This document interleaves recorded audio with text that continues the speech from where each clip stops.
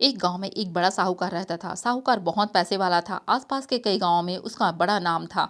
लेकिन इस साहूकार को अपने पैसों का, अपने रुतबे का और अपने नाम का बड़ा ही घमंड था। वह अपने नाम को बनाए रखने के लिए बहुत ज्यादा सोचता था और बिना किसी की भावनाओं की कद्र किए वो सब करता था जो उसे कर लगता था कि करना चाहिए। साहूकार को कई सालों बाद एक संतान प्राप्ति हुई थी। साहूकार ने अपने इस खुशी को मनाने के लिए अपने घर पर एक बहुत बड़ा कार्यक्रम रखा, जिसमें उसने आसपास के गांव के सभी श्रीमंत लोगों को और सिर्फ ऐसे रिश्तेदारों को जो पैसे वाले थे उन्हें बुलाया था। पास के ही गांव में साहूकार की खुद की सगी बहन भी रहती थी। क्योंकि इन दिनों उसकी आर्थिक परिस्थिति कुछ अच्छी नहीं थी, इसलिए उसने अपनी बहन तक को इस कार्यक्रम के लिए नहीं बुलाया।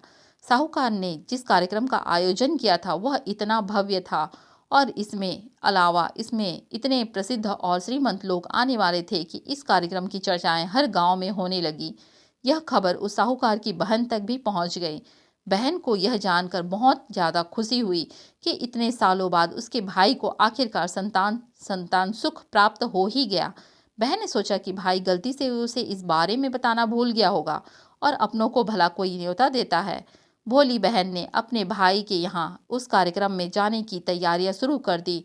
जिस दिन वह कार्यक्रम था उस दिन बहन सुबह सुबह ही अपने भाई के घर जाने के लिए निकल पड़ी। रास्ते में अपने पुराने मैले कपड़े देख उसे ख्याल आया कि अगर किसी और के घर जाना होता तो मैं ऐसे कपड़ों में जाने की सोचती भी नहीं, लेकिन मैं तो अपने घर मेरे मायके जा रही हूँ, वहाँ मुझे ये सब सोचने की कोई ज़रूरत ही नहीं है। जैसे ही वह अपने मायके पहुंची, वहां का भव्य आयोजन देखकर वह बहुत खुश हो गई और उसे अपने भाई पर बहुत गर्व हुआ।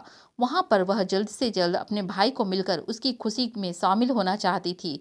वह तुरंत सीढ़ियां चढ़कर घर के अंदर प्रवेश कर गई। उसने देखा कि उसका भाई मेहमान के तौर पर आए सभी धनाढ्य और नामी लोगों का स्वागत करने में व्यस्त है। बहन जैसे ही अपने भाई की तरफ उससे मिलने के लिए बढ़ी, उसके भाई की नजरें उस पर पड़ गई और अपनी बहन को ऐसे मैले पुराने कपड़ों में देखकर भाई ने उससे मिलना तो दूर बल्कि तुरंत बहाना बनाकर वहां से निकल गया।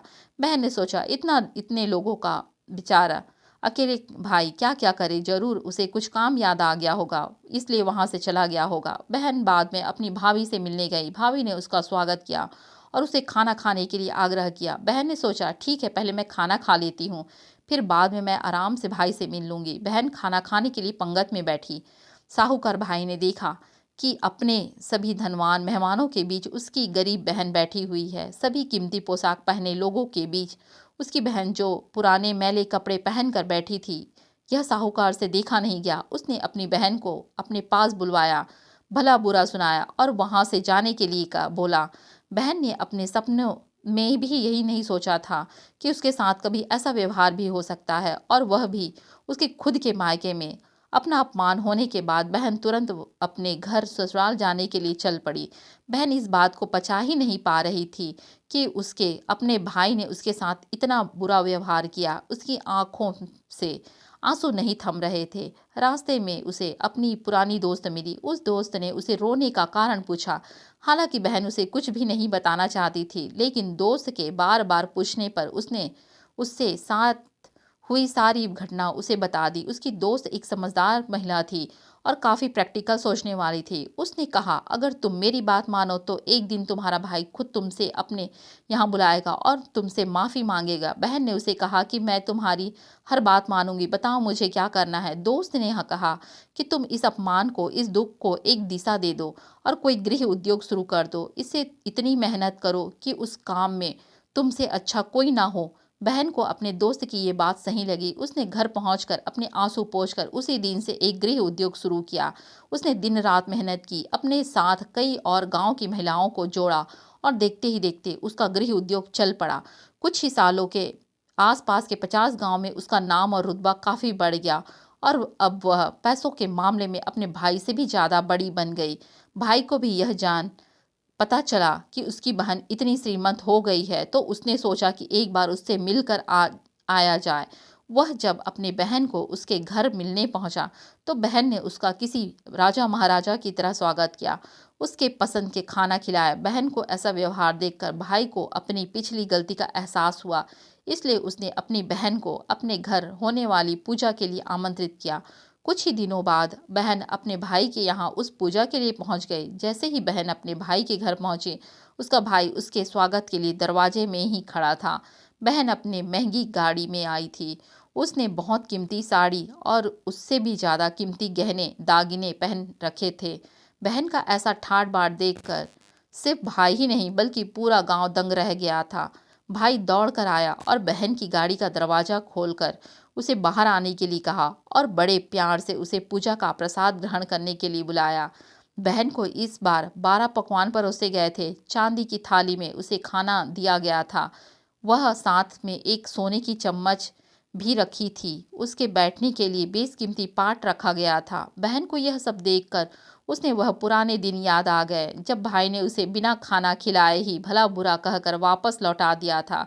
बहन खाना खाने के लिए तो नहीं बैठी, लेकिन उसने अपने सारे कीमती दाग दागिने और जेवर उतार कर उस थाली के सामने रख दिए और खाने में से कुछ निवाले उस दाग दागिना पर रख दिए। बहन का ऐसा व्यवहार देखकर सभी हैरान थे। किसी को नहीं समझ में आ रहा था कि बहन ऐसा क्यों कर रही है। आखिर वह क्यों इन जेवरों को खाना खिला रही है। जब सभी ने उससे पूछा कि वह क्यों ऐसा कर रही है, तब बहन ने सबके सामने बताया कि आज जो उसका इतना मान सम्मान हो रहा है वह दरअसल उसका नहीं, उसके इन्हीं कीमती दाग दागिनों और कपड़ों का हो रहा है, क्योंकि मैं तो अभी भी वही पुरानी साहूकार की बेटी ही हूँ। अगर कुछ बदला है तो वह मेरी परिस्थिति है, मेरे कपड़े और मेरे गहने हैं।